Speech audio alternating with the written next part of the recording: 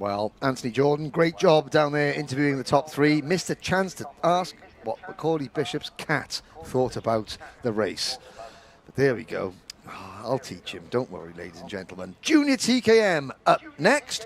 Now, a quick flashback to 2019, and it was Oliver Richardson and Zach Oates sharing the wins on that day.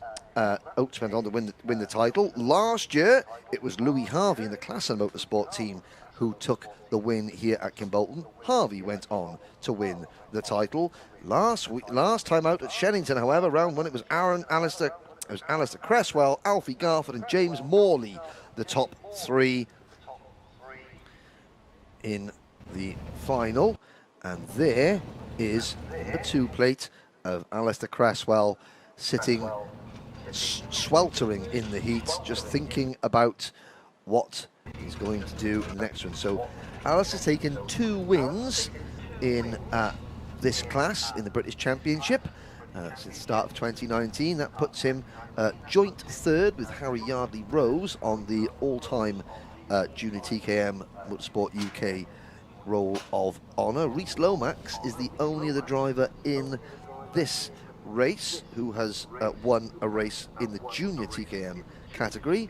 He won last year. I shall tell you where Rhys Lomax won last year. He won the final round at PF International. There is a look at Alfie Garford and his mechanic there, just chilling. And there is a look on the second row of the grid of Freddie Hull. Fast Freddie with his Precision Racing umbrella.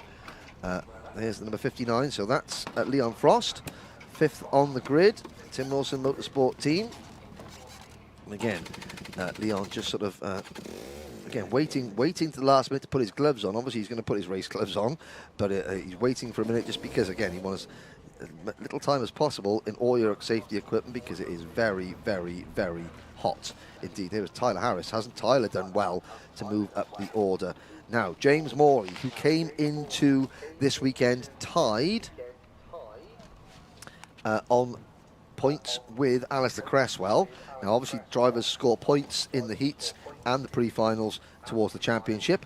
So I'd imagine that Cresswell has probably passed Morley in the championship standings at the moment. We'll have a little look at them a little bit later on. But James Morley, who did so well at Shennington, the top 3, if you recall, at Shennington, Cresswell, Garford and Morley racing nose to tail, working perfectly together, and managed to come away with the top 3 at the end. There's number 48, Olivia Jakins, privateer driver Olivia, and nice Panama hat by Mr. Jakins as well, keeping that head nice and cool. Anthony Jordan, you are flicking a piece of paper in front of me. I am, yes. Okay, carry on. Now, Alfie Garford's dad, I believe it is. Sam is his name? Possibly. Possibly. I just call him Mr. Garford. Mr. Garford. I defer to in respect. Mr. Garford. Mr. Garford, yes, Mr. Garford. Presented me with a piece of paper. A couple of little fun facts about Really? what happened last week. Now, Okay. the main one.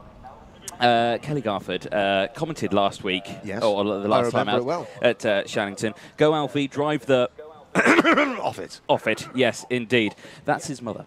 Oh dear. Yes. Mum. And when we read that comment out, and I'm sure now we're reading this out, she was incredibly embarrassed at home. Really? Was it? Yes. Well, because I thought she was a sister, but I mean, she should be. You know, I thought she looked young enough to be a sister. Well, yeah. She should be. Mother, but she was very embarrassed that we read it out because she didn't know that we could actually see the comments section. Oh dear. No. So not only did she make a comment, but she also made. Yes. No mothers knew such words. I know. Tut. But yes, of course, it is. Alfie Garford, it's his first year in TKM last year. Yes. It was only his first year, and of course his Yes. second year in it now, and at the sharp end of the spectrum. Indeed. It's great to see, isn't it, for Alfie Garford? He is, having scored a podium at Shennington and having scored another podium last year at Fulbeck. Can you see now one other? So can he? Yes, his dad.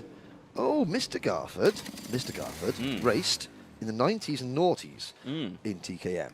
Yes. And he said he did quite well. Now, I think it's because he won. I think he wrote that. Yeah. But he's not.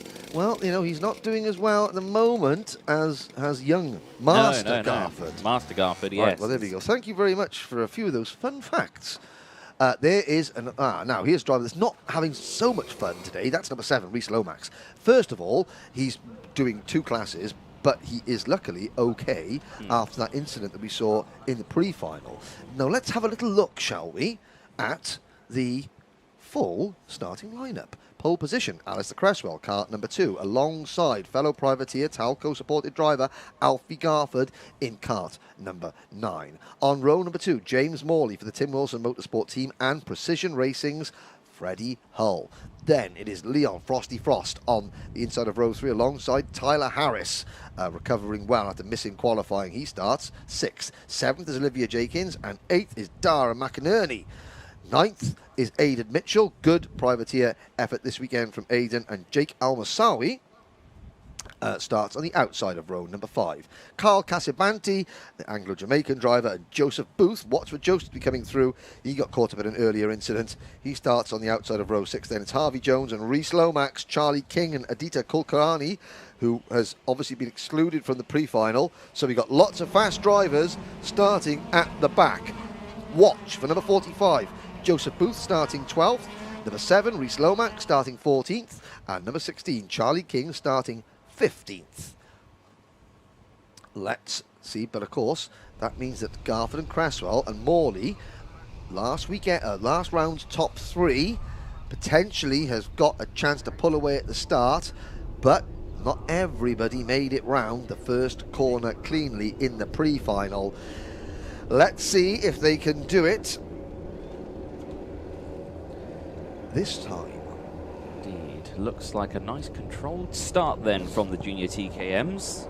And the rest of the paddock how it's done, because we've had a lot of false starts today. Well, yeah, and of course, because you've got that Kimbolton corner here, and then you've got that kink just before you get into the grid line, so it's not much of an opportunity for the drivers to get caught up properly. Lights are out, we're off and racing. First time round this occasion. Junior TKM final, Alistair Cresswell leads the field into turn number 1, and unlike the pre-final, we all get round Stowe Corner cleanly. We do indeed, yeah, good start. Everyone avoiding those curbs on the inside and outside. We head down then the infield straight in towards Derek Corner. Reese Lomax then good running round the outside there, gaining a couple of positions and moving up, of course. He started at the back of this field after crashing out, or after colliding with another kart in the pre-final.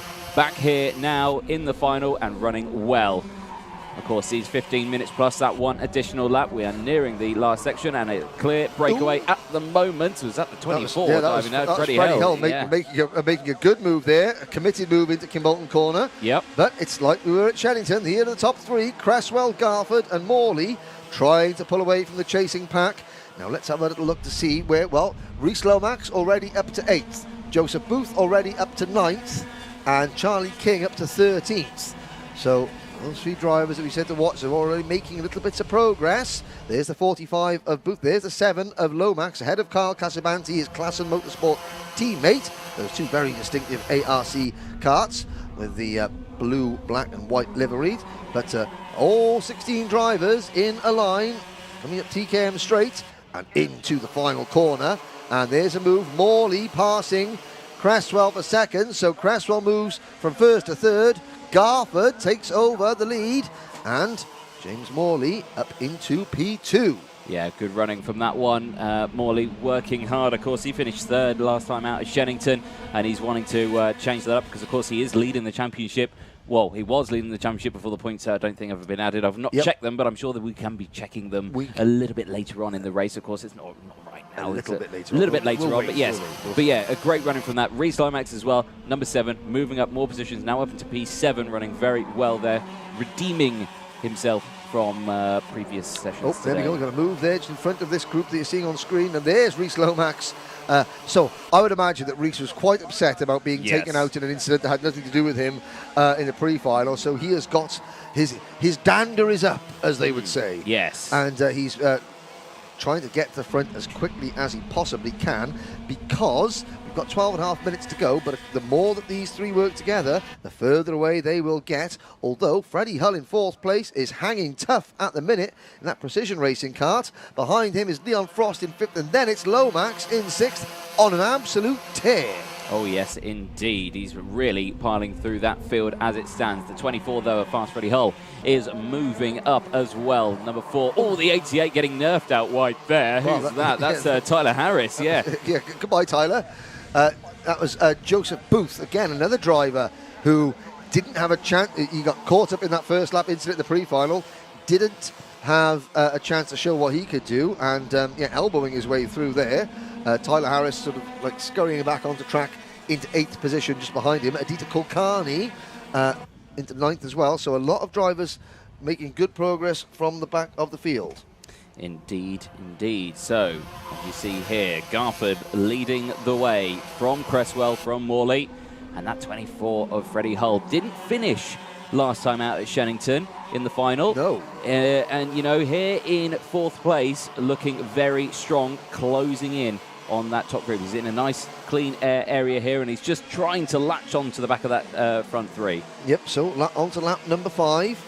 Completing lap number 5, on to lap number 6. Garford, Cresswell, Morley, then a gap of 0.6 of a second back to Hull. Leon Frost is 1.5 seconds back. Now in the pre-final, Leon Frost was very quick at the start of the race, but then faded towards the end. Now he has got Rhys Lomax and Joseph Booth behind him. There's the 7 and the 45 on your screens now, coming into Dan Weldon Corner.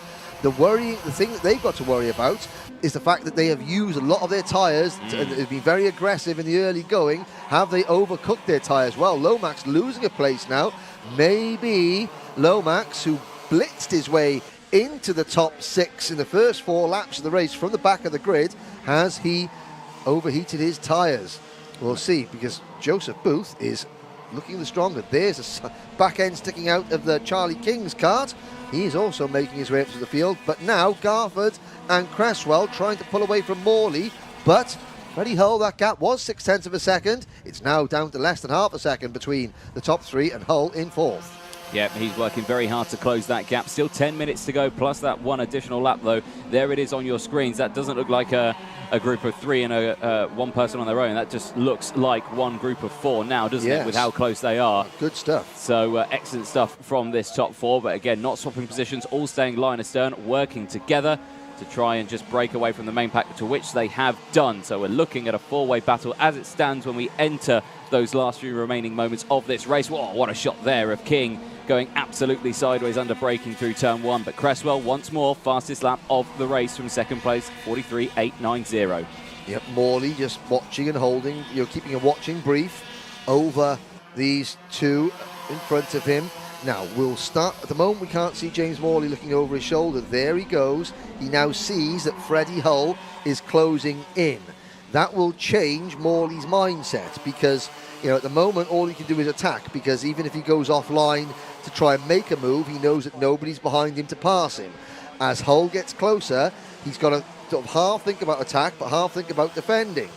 Yeah. That might see, so if Hull gets closer and closer and closer, I think when Freddie Hull gets to about 3 or 4 kart lengths behind the number 77 of James Morley, that's when we could see James Morley make a move on Cresswell in front of him. Garford continues to lead. In fact, he's just passed Cresswell for the lead. That's not going to help Morley, because that's going to bring Hull closer still, although this lap Hull has faded a little bit, and a few wisps of cloud. I mean, not that it makes much difference, it's still absolutely boiling hot. Oh, yes. Baking sunshine. There's the rest of the field coming down TKM straight. All 16 starters still running. Carl Casavanti slipped back to 15th position. But at the end of lap number 9, the entire field is still within 11 seconds of the race leader. Yeah, definitely so. And looking like a great running so far throughout the entirety of this field. We've got many gaps kind of breaking out. You obviously got your top 4 that have broken away, and then it's 5th all the way down to 11th. Yeah, there's one gap as well, and then 12th all the way down to 16th. So it's 3 separate groups of karts at the moment.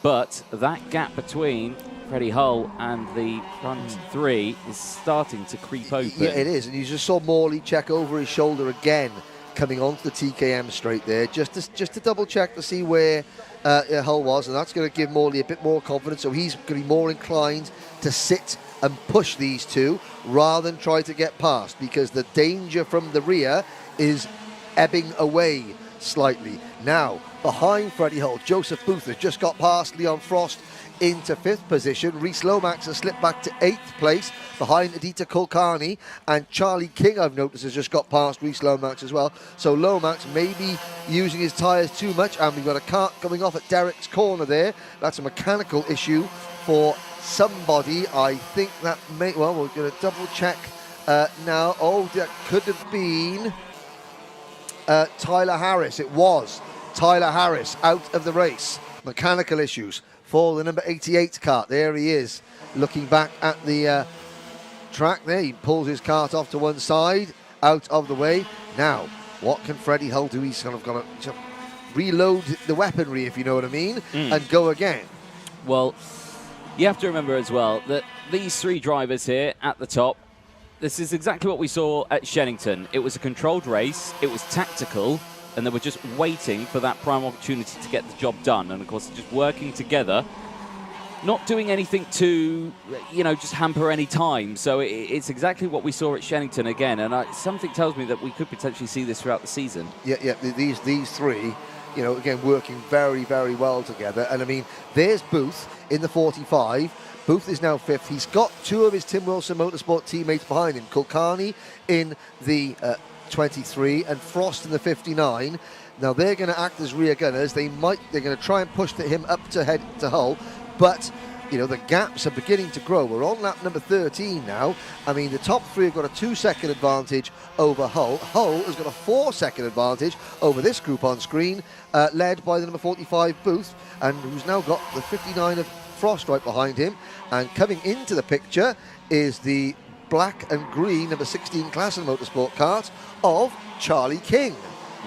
Indeed, yeah. Reese Lomax as well, just behind with Jake Almasawi as well. So I got it right that time. I was going to say, I said it, and then you reprimanded me, and then I got it right that time. Yes. So, yeah, there we go. I'm learning. There we go. Scrapping, though, here for position is there. Charlie King as well capitalises on that and moves up in front of the Leon 59 Frost, of Leon Frost. So Frost loses 2 places there. So Aditya Kulkarni is now into P6, King up to P7, and Frost down to P8. Almasawi is 9th, and Reese Lomax down to 10th. Then it's McInerney 11th, Mitchell 12th, Jenkins 13th, Jones 14th, and Casabanti, the last kart, running in 15th position. So what can King do now? There's a move.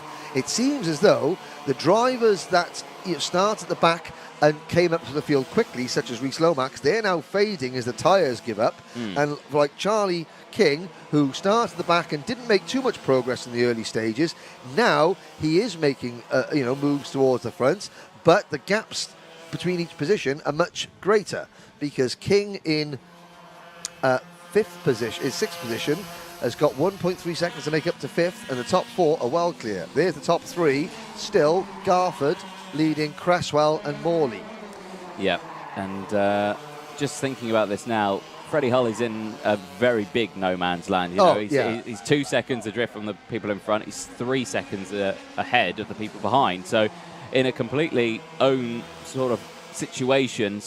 But it's a good situation, because of course as soon as these three start scrapping away, which they will inevitably do within the last 2 minutes or so of this race, that's when Freddie Hull will start to capitalise on that one and push back up. No, it's a good position in a way. As a driver, though, this is where driver's mental attitude comes into it. So Freddie Hull, he's worked hard. At one point, he nearly caught the top 3. Yeah. Now they pulled away. As a driver, that's disheartening. Yes, it is. That's really disheartening.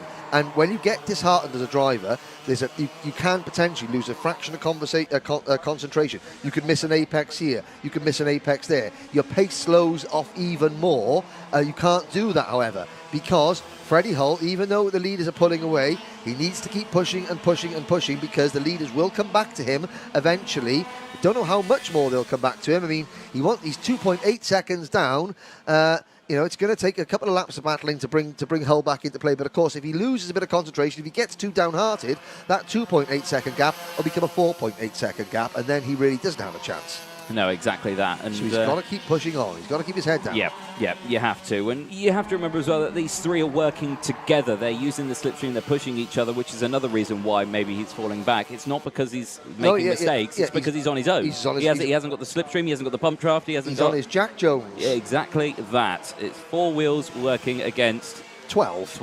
Exactly. I helped you with your maths. Yeah, you did there. It's very hot in here, so I didn't want to have to worry about maths. Battle for the lead going into Derek's corner. You're looking at the exit of Stowe. There goes Lomax. But up at the front, there it is. Cresswell has passed Garford for P1. Now, the gap 2.95 seconds between the top three and the number 24 Precision Kart of Freddie Hull in fourth place. Watch that gap as the leaders battle. It's now Cresswell in the number 2 kart in front, and he defends. 2 minutes to go. Anthony, your timekeeping this weekend has been absolutely on point, sir. Well, yeah, I was surprised that they did go at 2 minutes because a lot of people have been waiting a little bit later. But yeah, 2 minutes for the TKM or junior TKM. And there it is, the move. That is Morley up into second place, gets that job done, moves in behind Cresswell now. So a new 1-2 at the time being, 1 minute 30 seconds plus that 1 lap to go. And the gap is 1.7 seconds back to fourth position. So in the space of a lap, Freddie Hull has gained a second on these two.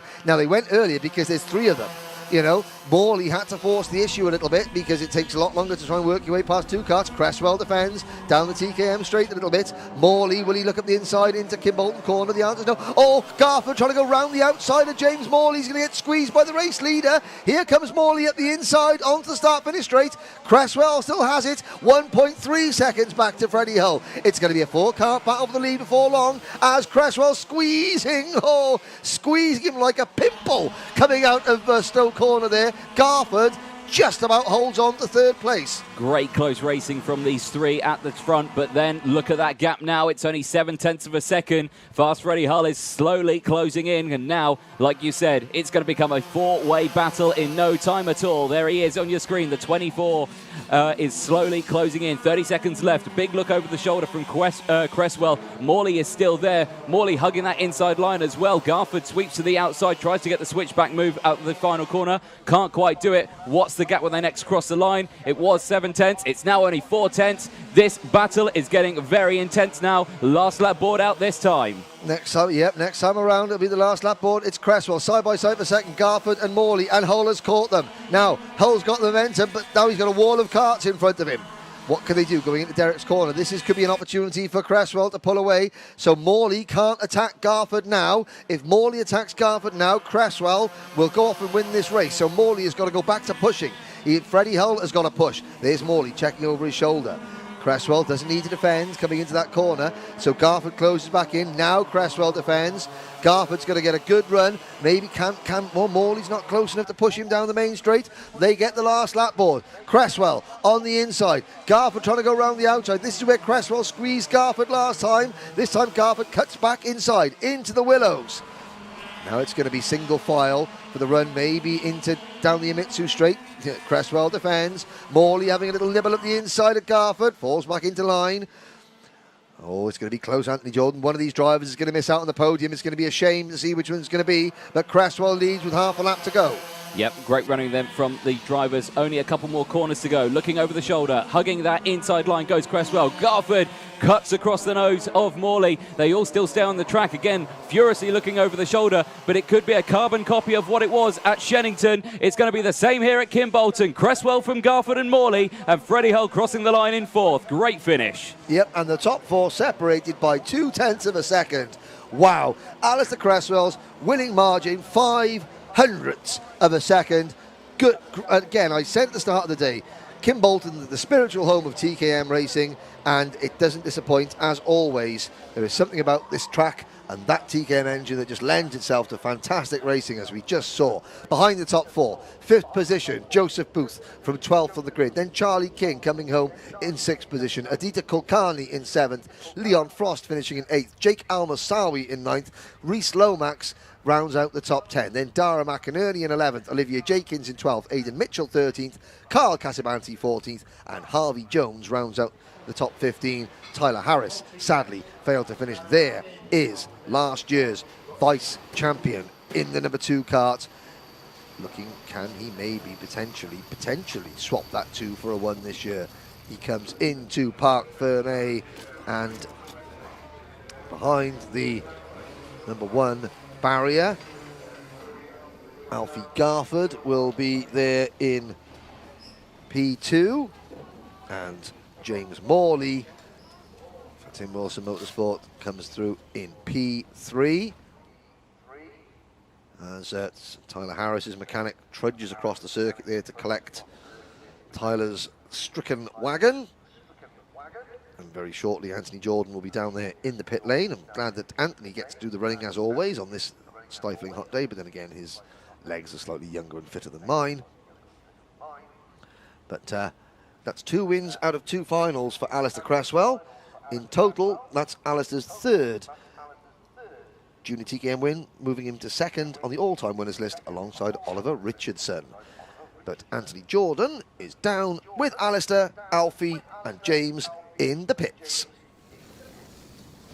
Thank you very much, Henry. Yes, an exciting end to the Junior TKM Final. It was so exciting that I'm out of breath, and I swear it has nothing to do with the fact that I just ran from the commentary box all the way down here. But, Mr. Cresswell, 2 for 2 so far in the Junior TKM Finals. Well done. Yeah, this year's definitely gone better than last year.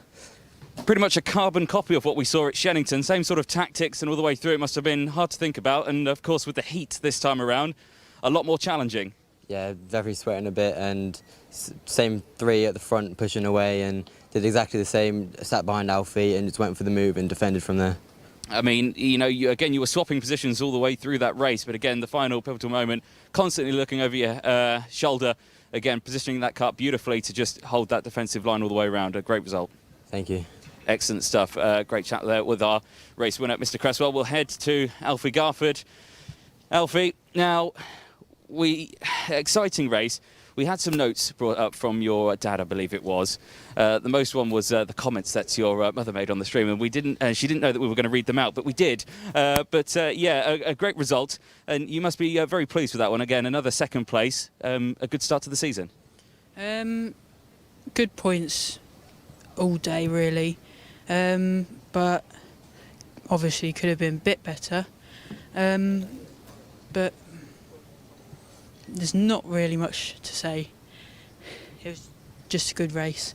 It was a good race. Of course, it's very hot, so I can imagine, yeah, it's quite hard to think of some words to say. But, no, a great result, a good start to the season. And, of course, P2s is better than not finishes at all. So, it's you know, you can be happy with that. Yeah, definitely. Excellent stuff. Very well done, Alfie Garford there. And we'll chat to our 3rd place man, James Morley. Again, another 3rd place. It's looking very familiar this season. Everyone's sticking to the same spots. Do we plan on changing it around anytime soon? Yeah, hope so. Yeah. Just difficult in the weather. Don't know. Hard to really think about, isn't it? But the car, again, looking amazing and performing super well out there. Now, talk us through, obviously, at the end of that race, or nearing the end of it, we had a 4th man join the session, the number 24 of Freddie Hull joined the battle nearing the end. That must have been a lot to think about as well. Yeah, it was a bit difficult, especially because, you know, Alistair was defending very well. You just can't get past, so you have to watch out for the people behind. Yeah, it's quite hard to overtake. A hard one, but again, a great result, 3rd place, and a great start to the season. Yeah, it was pretty good. Excellent stuff. Well, very well done then to our top 3, and of course, that was the Junior TKMs. Next up, of course, is the adults. It's time now for TKM Extreme. Now we move on to the TKM classes. The Junior TKM Final was easily one of the best races of the day, finishing as the leading rookie and in 3rd position overall for Tim Wilson Motorsport. It's James Morley.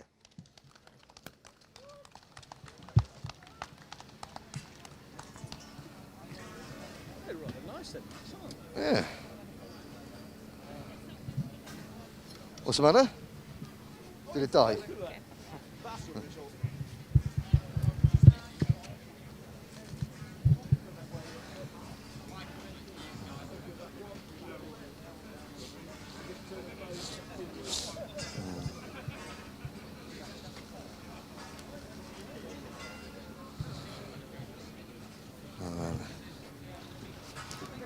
Now in Junior TKM we had the narrowest winning margin of any of the races, just 0.05 of a second separating the top 2. Finishing in P2, driver number 9, privateer Alfie Garford.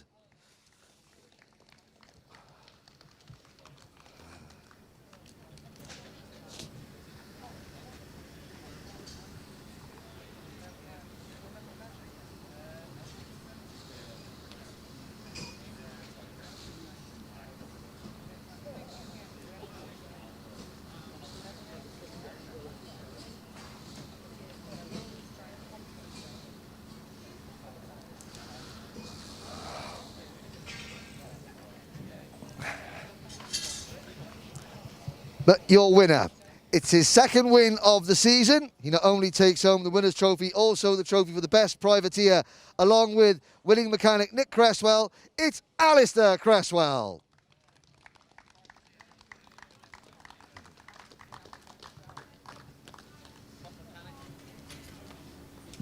Sporting the only notorious BIG t-shirt seen in Parc Ferme this year, along with the Death Row Records one from Shannington. I think we're on point there on the clothing game.